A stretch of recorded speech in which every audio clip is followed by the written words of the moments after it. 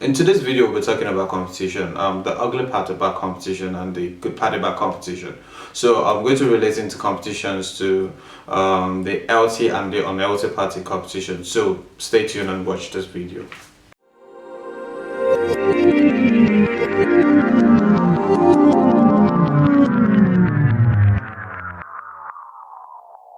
Do you know our entire being is built on competition? Either to win, to survive, or to adapt. What if I told you that competition is just a process that brings the better version of you out? The process that brings the better version of you out. Either you win or lose, it still brings out the better version of you. But nowadays people have turned competition into something else. It was actually well designed to bring out something great, but we have changed that perception of what we see competition as. So let me say, history shows that the early man competed with Mother Nature, and in the process of them competing with Mother Nature, they were able to learn and understand things that are harmful, non-harmful, the characteristics of fire, how fire is, animals, wild animals and nice animals, and they also understand times and seasons, and with this understanding they are able to survive and adapt. Yes, survive and adapt. But if you look at the current situation right now, competition, which was made to be a form of sport within athletics, within individuals, within organizations, just to bring out the best in them, motivates them that if you win or you lose, you try harder, you become a better version of yourself, and it creates unity among people. But what we see now about competition has led into sabotage, war, jealousy, and depression. Where did it start from? Ask me, I can't say anywhere. But based on Bible history, we will see that negative competition actually started from the devil when he was jealous of the glory of the Father, and he felt that big, huge pride in him. Yeah, huge pride in him. Or we should look at the human aspect of competition, where the first set of competitors were Cain and Abel, where we could see that Cain was jealous of Abel despite God accepted what Abel did, and Cain felt bad and jealous about the acceptance of Abel. Rather than looking at a way to learn from his mistakes or learn from what he has done wrong and best position himself for the next one, he went ahead to kill his brother. Now that is bad and unhealthy part of competition. So I'm going to be taking you through some of the characteristics of some things, all the things that lead into unhealthy competition, and give you some snippets for what leads you to healthy competition. And this part of what leads into unhealthy competition. Now, number one we're going to be talking about is pride. Pride is a good feeling of when you achieve a goal, or when you achieve, or when you win something. It's that sweet feeling that people get, and that's me saying I'm proud of myself that I did something. But pride has gone into a different way, in which people will always say I always win, so it doesn't hear all I do is win, win, win and stuff like that. But when we talk about winning all the time, it means that you have to have a gap where you lose sometimes. And what I'm saying about the losing is that you learn from when you lose, you become better, you kind of improve. So you can't always say you win. So that mentality that I am always going to win has led people trying as much as possible that they don't want to lose, so they will always bribe their way out. They always look for a shortcut to making it happen for them that they win. That status of I always win and stuff like that. And I look at pride in this way, that it's people trying to cut off the main reality and live into a life of their own imagination where they always win. So you cut off everything, and if you do not learn how to lose, sometimes you will never learn the mistakes that will have happened in front. So indirectly you are keeping your mistakes and you're putting it in front. So healthy competition comes in good ways with learning from losing and everything. So it's not always you always have to win, but the best people went through a process of losing to become where they are, to become who they are right now, who people say they are perfect and everything. You don't know their story, so learn their story. The second thing that we're going to be discussing about on LT competition is fear. A lot of people have fear that the market shares or the resources is limited. Every resources we have on earth is unlimited. God is unlimited. The oil is unlimited. It might be limited in one area, but it's still available in other areas. But so people go into competition based on fear that if I don't get it now, I will lose it. So they do everything based on that foundation of if I don't get it now. And the idea about this fear is more or less on the ground that you can't always have everything. You have to create, you have to diversify markets and market shares and everything. So what I'm saying is this: if you look at the telecommunication market, it started with B2C, that's business to customer, people trying to get customers to make phone calls, call credits, and make phone calls and send SMS. Yes, send SMS. You see, most of us have forgotten about SMS. So, but when they saw that the market share that they had was going, what other way can you get more market share to you? So what they did was diversify into data.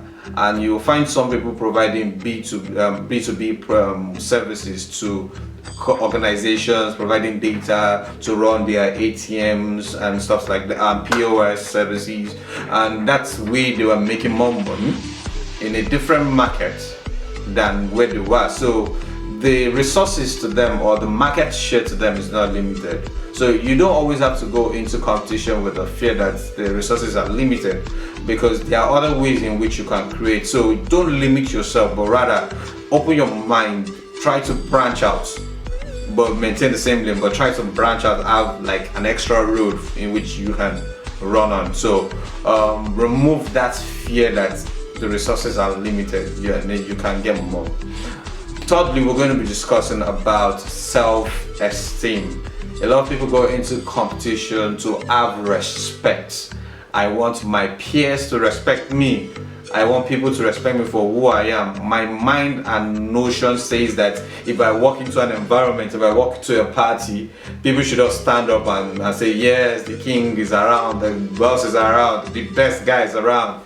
And going into competition based on that is really a wrong mindset. So what I'm saying is, you go into competition not based on self-esteem, but based on that you want to learn. Now, people will have the self-esteem problem, who always want respect, is because they have low self-esteem. So they're trying to cover up who they are, but rather, instead of you open up to people so people can lift you up, so you can have that relationship with them and people can enjoy rapport with you on a certain level, you find out that when you go to that level of having respect with this idea of getting people to just acknowledge you, you lose some certain level of friendship. If anything happens to you that you fall, people saw you on top and not people seeing who you are. So when you fall down, you lose friends. So don't go into competition based on self-esteem. Please don't go into competition based on self-esteem. And lastly, on LT competition, I'm going to be talking about addiction and hatred.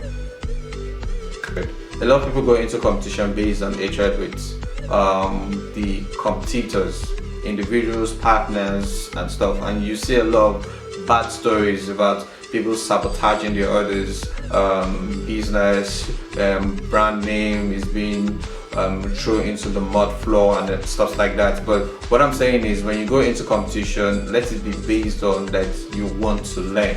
I'm going into competition to learn, to improve myself. This guy can push me to a certain level that I can say, yes, I am growing to learn, I am going to do things in different ways. So when we're going into competition, it's not based on hatred, because if you go based on hatred, you will make decisions that are not tactical, that are not safety cautious, but rather they are things to damage the other products, and it's affecting your own brand and people see you in a different way. So when we're going to competition, please avoid hatred, avoid it being based on addiction and stuff.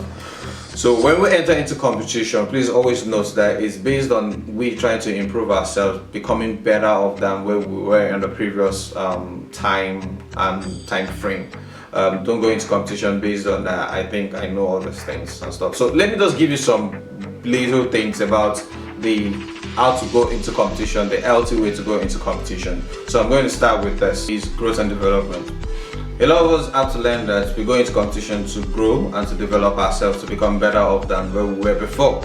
I remember in my institution, whenever I go into my night class reading, I will count the number of people there and I will say I will be the last person. I was creating a competition between me and the last person. I'll be the last person to leave the night class. So wherever, anytime the last person leaves, it makes me that, it gives me that freedom to leave. So I find myself reading for more than 2, 3, 4 hours to 5 hours during night class. Also, I used that same competition to help me in class. I picked the best student that was always answering questions, and that was my best friend. He later became my best friend. So it was the person that is always answering questions. When the lecturer asked, "Oh, so who knows the answer to this?" So I singled him out then, and I said I must beat this guy in whatsoever marks he gets, and that pushed me further to always become the best. And funny enough, I beat him for just one semester. And when we became best friend, I think he just took away the shine from me. But the idea was that LT competition pushed me. If you look at the corporate world, I can use Samsung and Apple. When Samsung was worth over just 19.5 billion as at 2007, and when they created this war between themselves, that's 2010, sorry, when they created this war between themselves, that's Samsung and Apple, you could see that there was a lot of improvements in Samsung that we knew then to Samsung that we know now. And there's this wonderful competition that you always see, they're bringing this out, they're bringing that out. And now looking at Samsung, it's worth over 301 billion as at 2020. That's huge jump. So competition will always be based on growth and development. Now we'll also have to look at the second one I'm going to be talking about regarding competition, and this one is unlocking hidden potentials that you have in you. If you go into competition, it unlocks those things. You push yourself so hard that you start thinking in creative ways on how you can do something, on how you can bring out something, and that it's one of the major key things that people will realize when they are competing with different set of people. Now, why I said this is, if you look at, to bring out the best or to get the best from gold, it has to go through fire. And when you have a strong competitor, you are like pushing yourself, and you will see that when gold comes out as a bag gold and it's placed into water, you will find how amazing and the worth of gold is. It's so quite expensive and pricey, and that's how that hidden potential of you comes out, because you will always think of different ways to bring out something. I remember part of what helped me in school was trying to teach people in class, and they ask they don't understand, I will try to go into a lower level, trying to explain to them, and if they still don't get it, I try to start using a different level and different approaches to teach them.